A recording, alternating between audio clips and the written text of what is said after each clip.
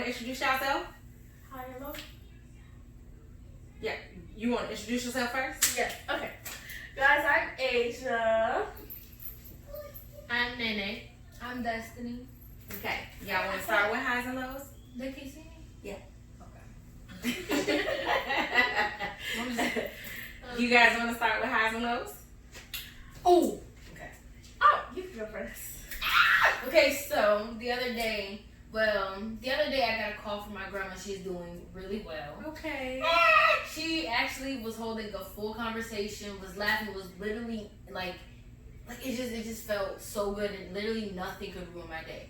That is wonderful. Okay, just give them a little background about what your grandmother's gone through. Okay, so ever since 2015, she's been diagnosed with cancer, and then as of late, I want to say this was about a week or two ago, she was also diagnosed with the COVID-19, and she had pneumonia. She had all, it was, fortunately, it was a mild case, but considering having cancer and being her age, it was just all bad. So I was at an all-time low.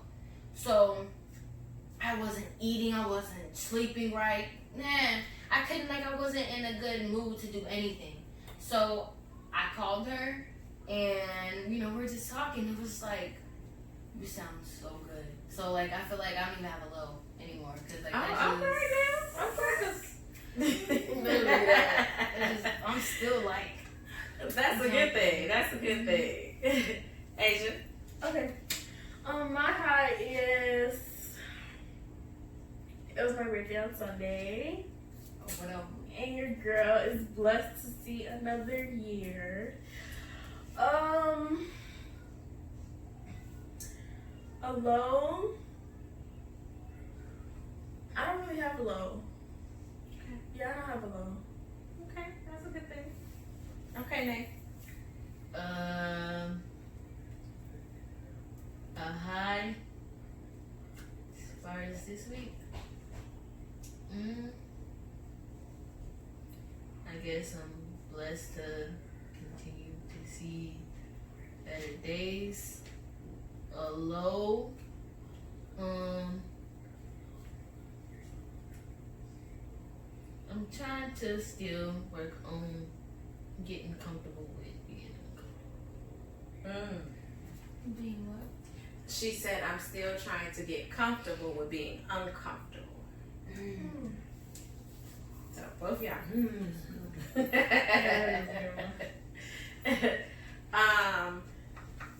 So what is my high?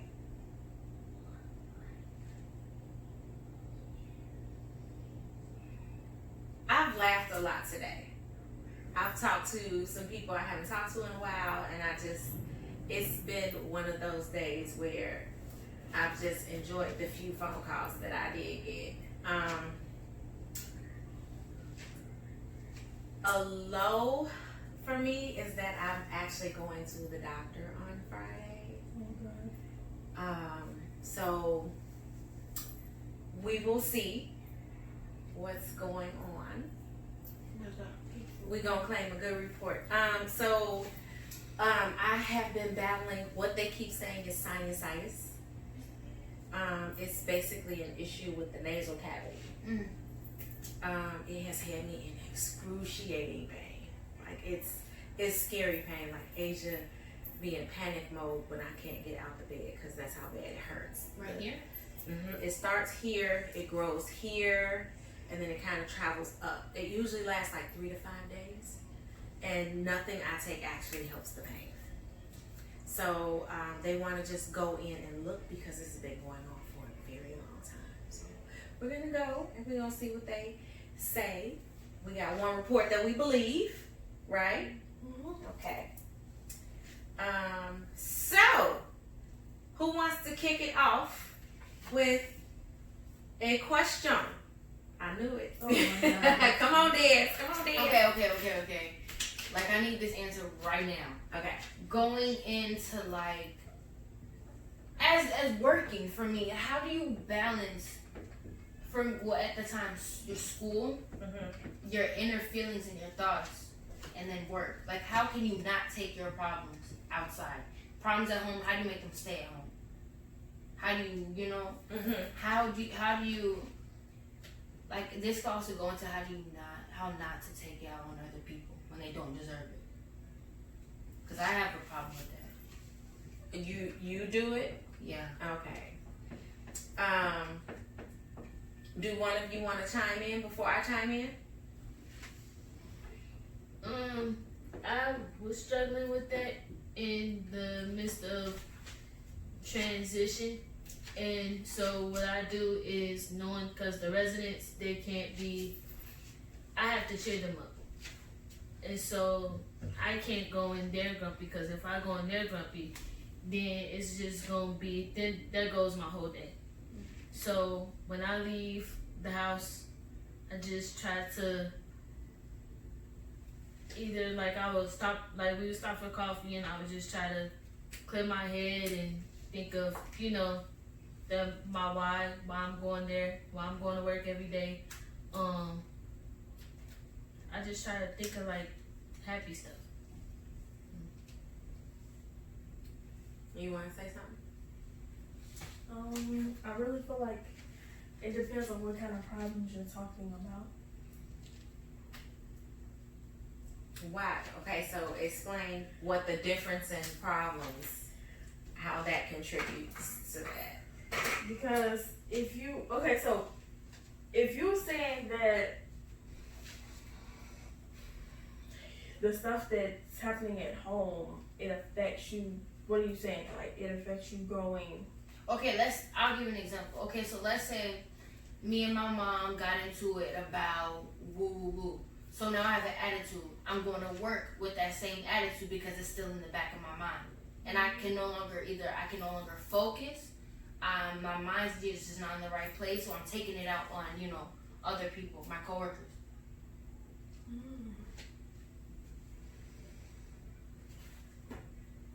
Now, why do you say it depends on the problem?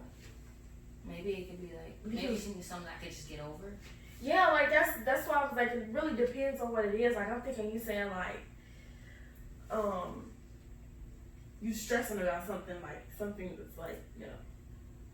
But I often have those days where something will happen, and it don't have to be like with my mom or anything. Like, it'll just be something that's on my fault that's making me mad, and now I'm upset. Taking but it it's out on the whole house. But no, it's just like, okay, it's like no, it's like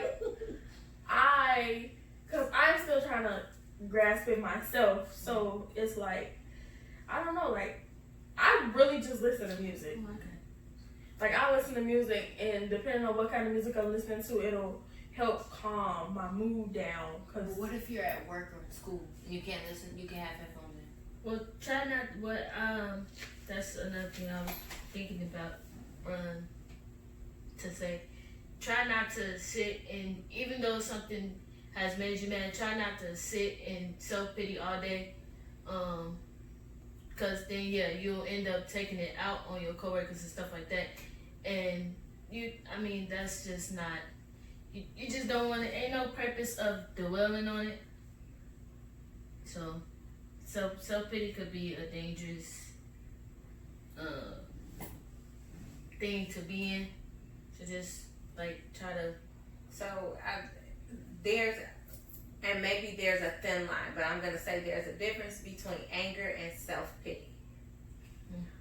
One thing, okay, I don't know. Okay, every time something upsets me, the first thing I think about is, okay, is this really gonna matter in 10 years while I'm spending over 10 minutes mad about it? Like, this is really not that serious. Like, okay, let me calm down, because this is not gonna matter in a few years. So why am I spending this much time mad about it? Like, that, okay, so it's like multiple things that help me, like, that help calm my mood, like, helps calm myself down, because it's like I have to think, and I'm like, okay, I can't think like this. I have to take deep breaths. And so it's just be a number of things, but yeah. I would literally sit there and think about this. Like, it'll just be going through my mind for so long that I forget that I had other stuff that I had to do. And I'm like, oh damn, I forgot I had to. Okay, get it together, Angela. Get it together, because this is not good. Like, why am I dwelling on this for so long? You know what I mean? Positive self-talk. Okay. So I like the fact that you guys can add the positive feedback in terms of things to do to kind of channel it somewhere else. I think you might want to watch the music you listen to if you're angry. Because you be somewhere like, Mom, no. We don't want you feeling like you want to stomp somebody by the time you get to work. I'm not saying that because, okay, like, now, I'm just messing with you. I like to listen to, my 92.3, my 7.5, I like to listen to my ratchet music. But when I feel like I'm mad and I'm not in the mood, I tend to try to listen to calmer music. Like, I'll probably turn on some Erykah Badu, like something that'll calm me down, like something that's not all roused up. Like, I want to listen to something that's soft and, Yeah. So, here, I want to ask this because we did a real talk. And we talked about you guys holding on to things that you could not forgive people for. I don't know if you guys remember when we talked about that. Now, here's what's going to help you to remember it.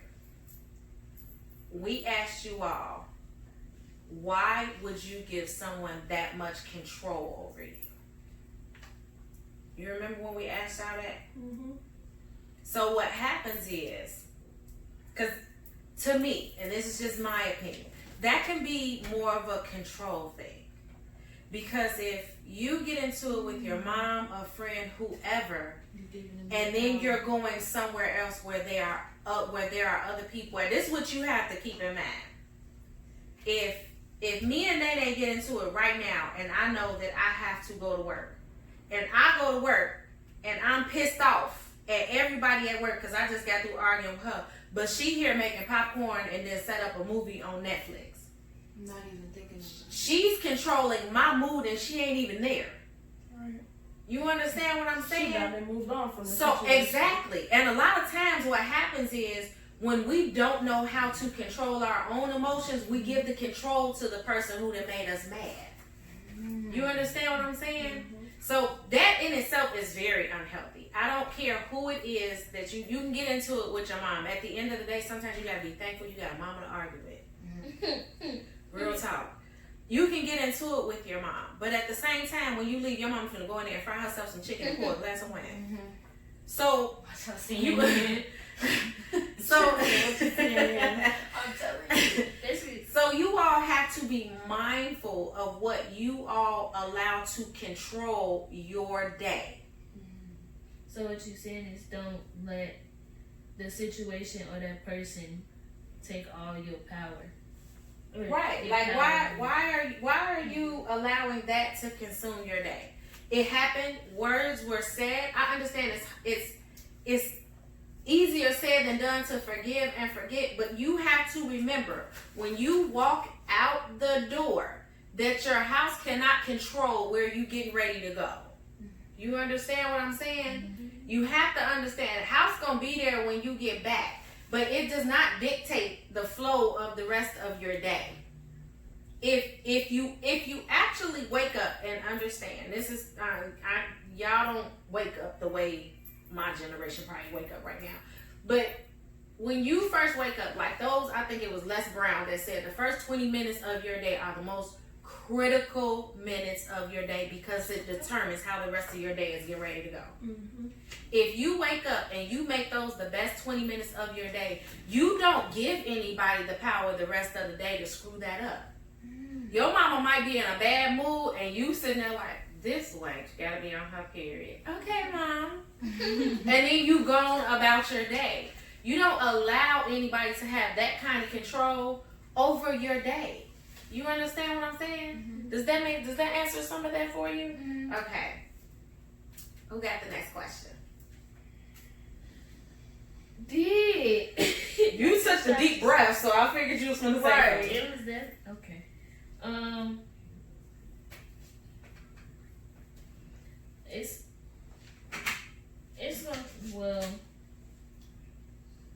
go back to my low, basically. Okay. How do you get comfortable with being uncomfortable? Now that I'm starting to, the best way that how do you get comfortable with being uncomfortable? It's how do you not let it, while you're in transition, how do you not let things affect you mentally?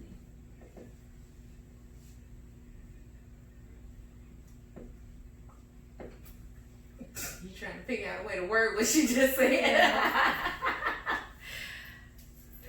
One of you guys got an answer for that? Just repeat that one more time. Okay, so basically what I'm asking is, when you're in the midst of transition, of course your emotions sometimes are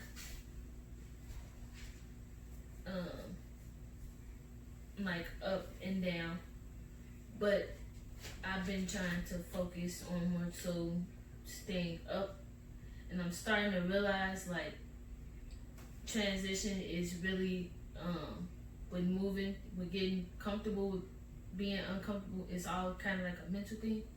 It's just that how do you not be so like, how do you I think I might have a scenario that might go with what you're trying to. Okay, so in this case, let's say someone is socially awkward, an introvert. How do they get comfortable with going to a public school? How does that affect them mentally? Like, is that what you're trying to say? Like, they're uncomfortable with being around that many people, but how do they get comfortable with feeling that way? right? Because now they have to get comfortable with being around people, although they've been uncomfortable as far as being around people all this time. Mm-hmm. Oh, were you trying to suggest an answer, or were you asking a question? Oh no, I was pretty much just like making sure I understood what they were saying. Okay, so How do you adapt? Is what she's saying.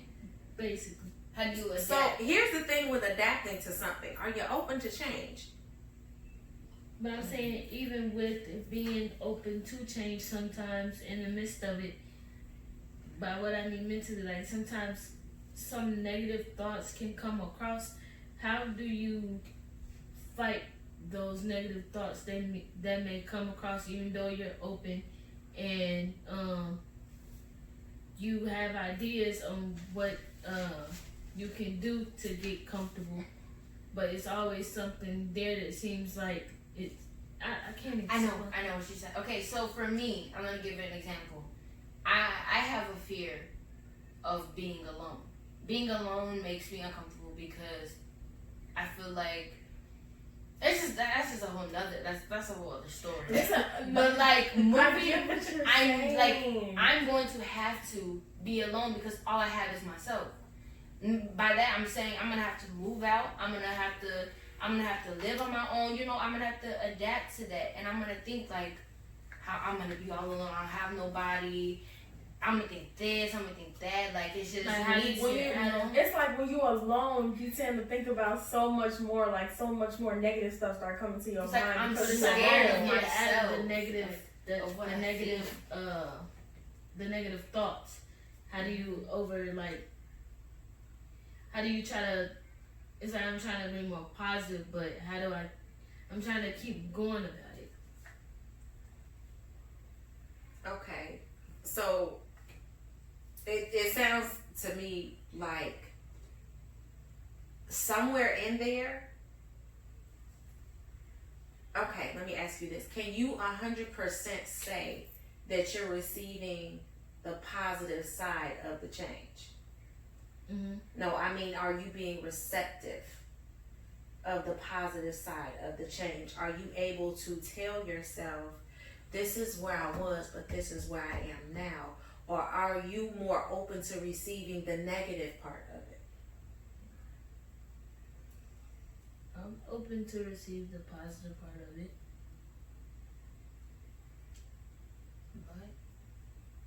Right. It sounds like there's a but there. Right.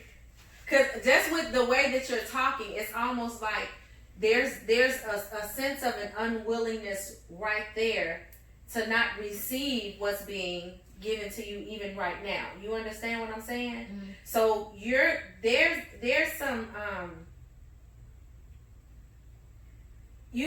and this is for anybody. You can transition can mean a new job. Mhm. You cannot go into a new job thinking negative. How are you going to receive the benefits of that job if you went in there already feeling like, well, this not gonna be for me, this not gonna work for me, I already know how this gonna go? If that is your mentality when you go in, there is no room for a positive outcome. Yep. Look how you just You scared me. understand what I'm saying? I get it. You have to start out knowing what I'm getting ready to do is going to be different, and I'm gonna make this work. This is going to work for me. I don't care what my challenges are, I can overcome them. If God brought me to it, He can take me out of it. I mean, he can bring me through it. okay. Sorry. You need to get your Bible. You need to get your Bible. But you understand what I'm saying? Yeah. You can't start your day that way either. You can't, like, that's like having that feeling every day. I hate my job, I'm gonna quit my job, I hate my job, I'm gonna quit my job, I hate my job, I'm gonna quit my job. Okay, today was a good day. I hate my job, I'm gonna quit my job, I hate my job, I'm gonna quit my job, I hate my job, I'm gonna quit my job. Today was a good day. Like Yeah. that's not seeing the good in the job. That's you really claiming that the job is bad.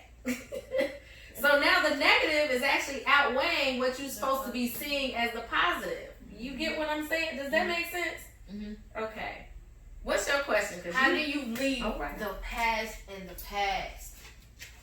Like, let's say, give me an example. Let's say you were done so dirty by your ex or whatever. You move on. A good guy, but you give him crap because you can't forget about what happened. So now you accuse him of doing things you didn't, like he wouldn't even think to do because, you know, you done been through this with this guy or whatever. You know what I mean? So you saying you going somewhere with baggage? Mm. Is that what you saying? Because it sounds like you saying because dude did you wrong. You get to the next one and you sitting there like, so where you going? Why you smell like that? Who you been with? You ain't answer your phone when I texted you earlier. What you been doing? Is that how you treating the next one after that one? Not necessarily. Not necessarily. It wasn't that bad. She gonna say it wasn't that bad. You know. Okay, so sometimes this and because it ain't always It's not just a relationship though. okay. It's not. Let's play the accountability game, and this is where we actually own up to what we may have did, not just in a relationship with the opposite sex, but there might be sibling rivalry somewhere. There might be issues between you and parents and stuff. Let's make sure that we're accountable for what we did to contribute to what may have went wrong. And then you want to do some self-reflecting, because what you don't want to do is, because boo thing that messed up all of a sudden, well, I'm with Tyrell this week. He didn't think I was going to bounce back that quick. And Tyrell got to feel what this dude did. Who was I listening to? I was listening to Pastor Josh from All Nations Worship Assembly. This is the realest thing I've ever heard. And he was talking about the fact that a woman will be married to a man, and that man got to pay for what the previous 4 men did to her. Mm-hmm. And he said, you got 1 man in your bed and 4 in your head, and you wonder why you can't sleep at night. Does that make sense? Mm-hmm. You have to learn to understand what went wrong, why that did not work out, and understand what you will not tolerate going forward. Understand what you need to do differently going forward. That's that. Understand everybody is different. Mm-hmm. Now, if you the type who want to date the same type of man all the time, understand you're going to get the same outcome. Mm-hmm. You have to be open to knowing what you're not going to tolerate and how you need to be acting in that relationship. You guys understand what I'm saying? Does that help a little bit? Yeah. Okay. Come on, leave the past in the past, girl.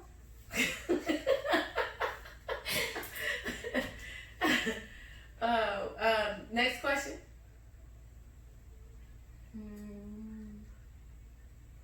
Well, that's all we have for now.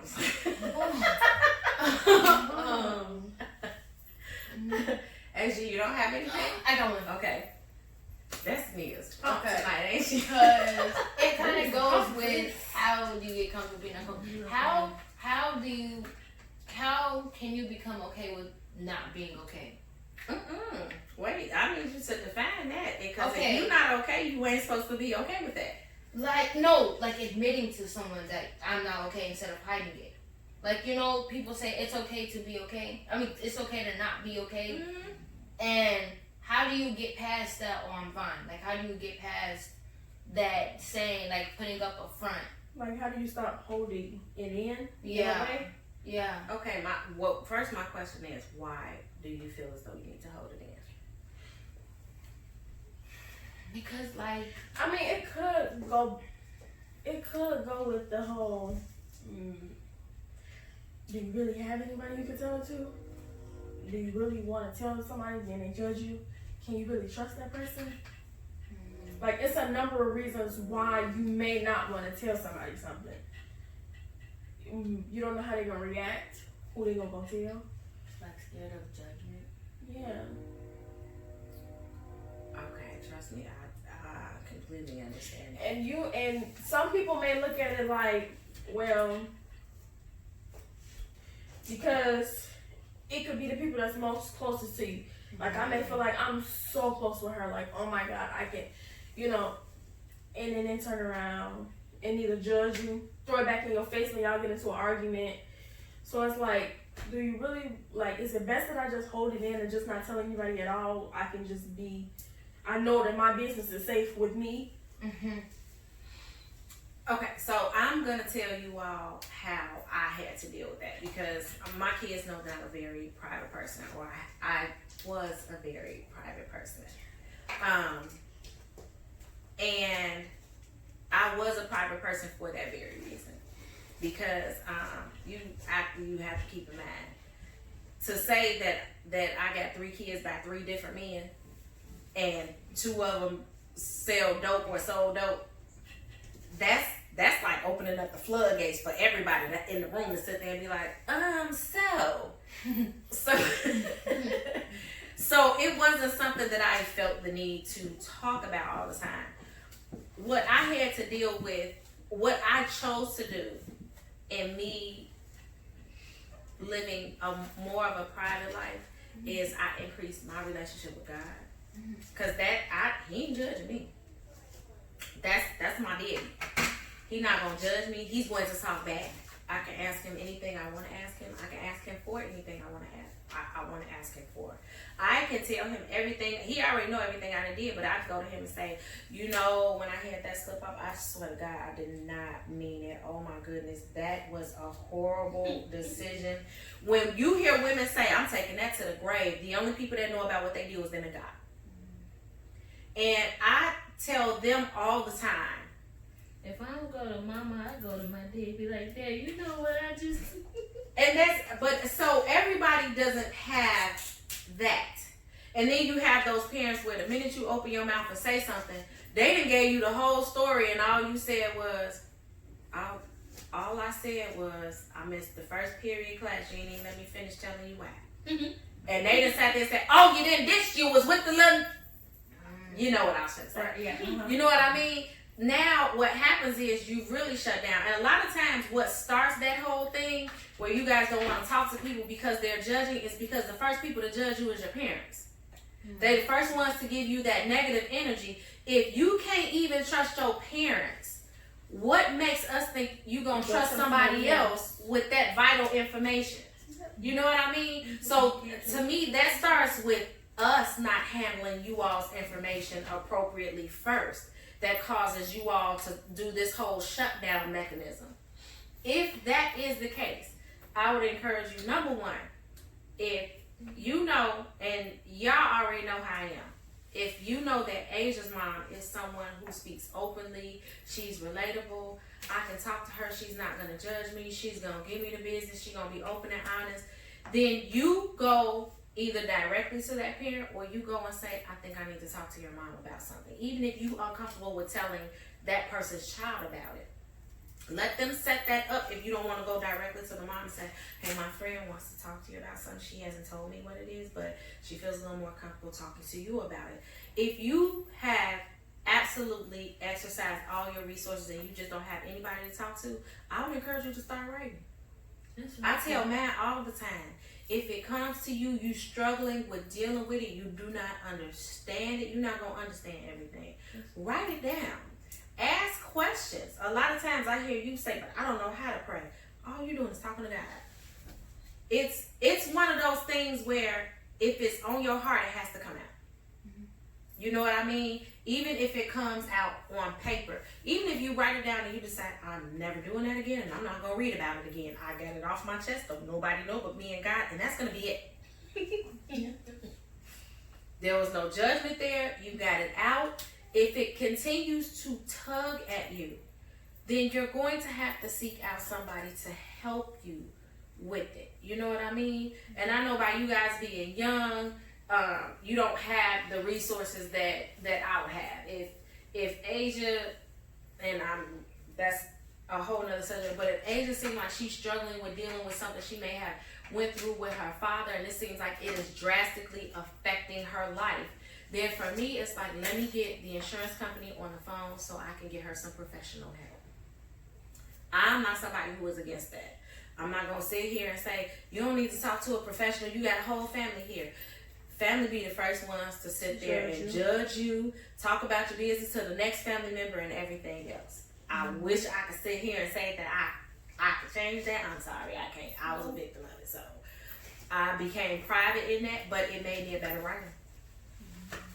So I encourage you to either write or you already know you can come talk to me. So that's what I would suggest. But I don't encourage anybody to hold it in. That's a ticking time bomb. Understand that. When people go off, it's because they done had a whole lot of stuff built up and they ain't addressed it. So